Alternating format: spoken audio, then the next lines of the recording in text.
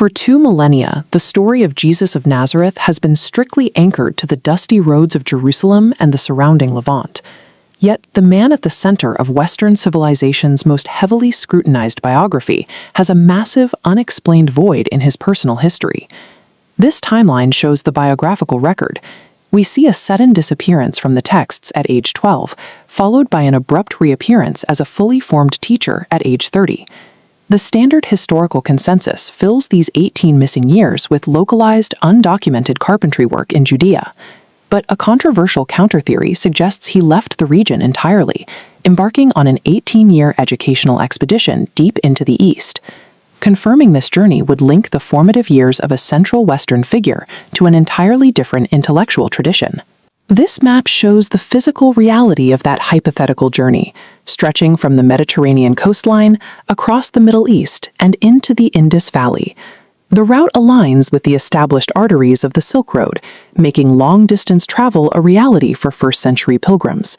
Historical records confirm that massive, multicultural caravans routinely traversed these specific overland corridors for months at a time.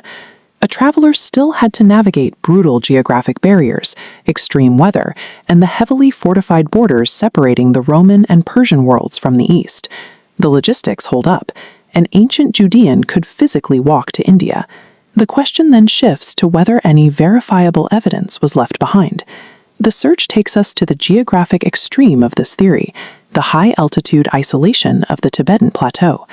In 1887, a Russian journalist named Nicholas Notovich embarked on a daring expedition into this region, known as Ladakh.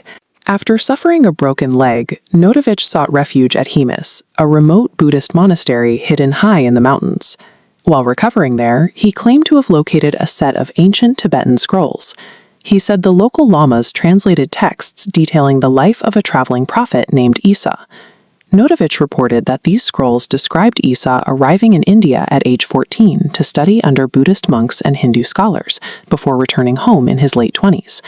Notovich's account offered a potential explanation for the 18-year void, soon drawing the attention and the skepticism of major scholars across Europe. Following the scroll's narrative, the journey tracks out of the mountains and into the ancient spiritual centers of India, including the holy city of Puri. Proponents often highlight alignments between the ethics of the New Testament and ancient Vedic teachings, suggesting a direct exchange of philosophy. The texts allegedly recount Isa clashing with local Brahmin priests and rejecting the rigid Indian caste system before beginning his journey back toward Judea.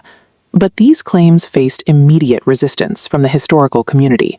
When leading researchers retraced Notovich's steps to the Hemis monastery, the monks denied ever meeting him. The original manuscripts were never produced, and scholars identified inconsistencies that pointed toward a 19th century fabrication. While the philosophical parallels remain a subject of academic interest, the physical evidence of the journey has not survived modern historical scrutiny. Ultimately, there is no verifiable record, no contemporary document or inscription that proves this individual ever reached the East. This raises a final question. Why does a theory thoroughly dismantled over a century ago continue to find an audience today? This is a question of historiography, the study of how we construct history. Often, these myths reveal more about the time they were written than the time they attempt to describe. Notovich's book was published when the Victorian West was developing a deep fascination with Eastern mysticism.